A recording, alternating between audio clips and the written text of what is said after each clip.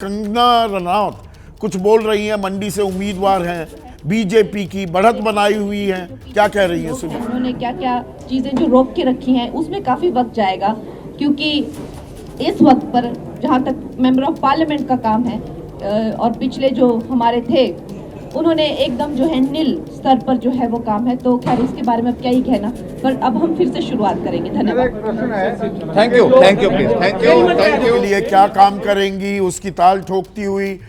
लोकसभा के नतीजे अच्छे, लेकिन वहां पर उपचुनाव भी हुए 6 सीटों पर विधायकी के, और वहां पर 4 पर कांग्रेस ने जीत दर्ज कर ली है। यानी कि सुक्खू सरकार पर जो संकट मंडरा रहा था वो बादल भी छट गए हैं। तो कांग्रेस के लिए कुछ अच्छी खबर हिमाचल से, पर लोकसभा चुनाव के लिहाज से कोई खास अच्छी खबर भी नहीं। लेकिन मैं उत्तर प्रदेश की बात कर रहा था।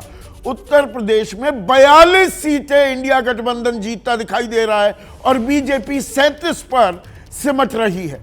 नुकसान हरियाणा में भी आधे आधे में लड़ाई हो गई है, 5 बीजेपी 5 कांग्रेस, 11 सीट कांग्रेस राजस्थान में जीतती दिखाई दे रही है।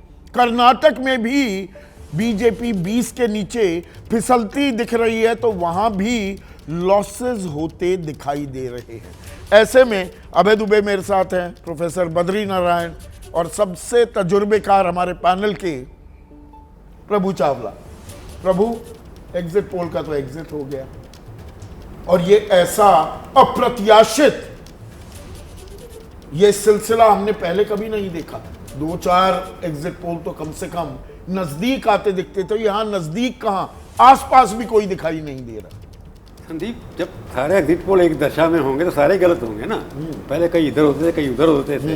ये पहली बार देखा मैंने 2024 के अंदर कि सारे एग्जिट पोल का जैसे पाइप जो है पानी एक तरह से आ रहा था और जो नलकों में बांटे चले जा रहे थे। तो सोर्स जो था डेटा का, लगता है मेरे को एक ही जगह से था। वहाँ पर इंटरप्रिटेशन अलग अलग चैनल पर हुई थी, कहीं पर 350, कहीं पर 325, कहीं पर 375, तो एवरेज बना ली थी 350 हमने इन लोगों को। और इसमें जो बड़े स्टेट्स की अगर मैं बात करूं, बंगाल जी बीजेपी 30 का आंकड़ा छू जाएगी, वो तो टीएमसी छू रही है। नहीं, मैंने आपसे पहले भी कहा था उत्तर प्रदेश जी बीजेपी तो 70-75 छूती दिखाई देगी। संदीप, मैंने शुरू में कहा था कि इस इलेक्शन का मुद्दा सिर्फ मोदी जी हैं। शुरू से कहता आ रहा हूँ, और उस दिन पहले भी मैंने कहा जाते एग्जिट पोल के अंदर आंकड़े गलत होंगे या सीटें गलत होंगी, या दोनों ही गलत दिखाई दे रहा है। कम से कम अगर आप परसेंटेज वोट देते हैं 66% पार्टी को, तो वो सीट देते हैं आप उसको 60%, 40% चलता नहीं है। ये स्टैटिस्टिकल डिफॉर्मिटी थी, वो पंगु एग्जिट पोल थे। मैं कहता हूँ उनको पंगु थे वो बिल्कुल नहीं।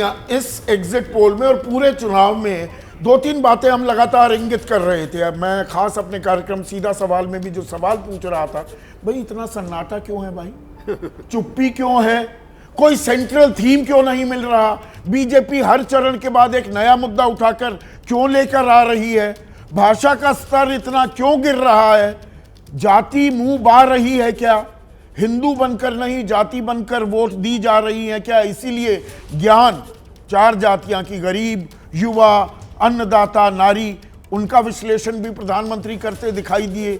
और फिर बात आ जाती थी जी कांटे की टक्कर है, चुनाव फंसा हुआ है, अटका हुआ है, और जहां जहां अटका हुआ है वो सब बीजेपी जीत ले जाएगी। आखिर जी निष्कर्ष ये निकलता दिखाई दे रहा है। इसमें देखिए 30 स्टेट्स के अंदर आप देखते हैं 22 स्टेट्स के अंदर बीजेपी ने लूज किया है, गेन कहीं नहीं किया उन्होंने, हर जगह से लूज किया। सिवाय आप उड़ीसा के अंदर, क्योंकि कांग्रेस पार्टी इतनी वीक थी और रीजनल पार्टी 15 साल से 25 साल से पावर के अंदर एंटी इनकम्बेंसी थी और वहाँ इंटरनल सबोटाज भी हुआ होगा, ऐसा लगता है मेरे को। बाकी जगह आप देख करके चलें, सिवाय उड़ीसा और तेलंगाना में 4-5 सीटें बढ़ाने के बाद हर जगह बीजेपी के सीटें कम हुई हैं, कहीं रिटेन किया 29 जैसे मध्य प्रदेश। तो हर बार देखते हैं कि अगर आप कहते हैं कि मोदी फैक्टर, में बार बार कह रहा था, मैं जसवंत से ही पूछ रहा था कि मोदी जी की वजह से कितनी सीटें मिलती हैं। 282 मिली थी। बीजेपी का एक कोर कंस्टिट्यूंसीज हैं 180-200 सीटें आती है, उसका मोदी जी ने उसको 282 पे लाके खड़ा कर दिया, फिर 300 पर लेके गए। अब जो कमी भी आई है, मोदी जी के अपना कहीं ओवर एक्सेसिव यूज हुआ, उनका एक्सपोजर ज़्यादा हुआ, जिसकी वजह से पार्टी को नुकसान हो गया। और क्योंकि बाकी लोगों को आपने साथ में लिया, अगर आप जिसकी बात करें एनडीए की, एनडीए के अंदर तो टूटी गई 2 पार्टियाँ, शिवसेना 2 में हो गई थी, एनसीपी दूसरे, और एनसीपी थी नहीं इनके साथ। तो एनडीए है कहाँ? नीतीश कुमार पहले नहीं थे, अब आ गए। और एनडीए है कहाँ? इसमें भी अभी पेंच अटके हुए हैं क्या?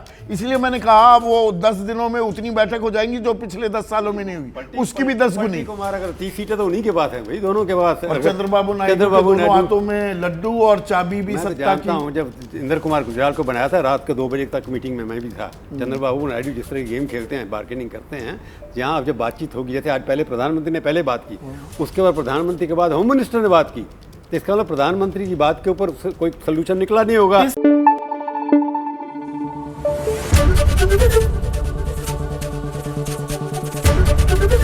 एबीपी न्यूज आपको रखे आगे।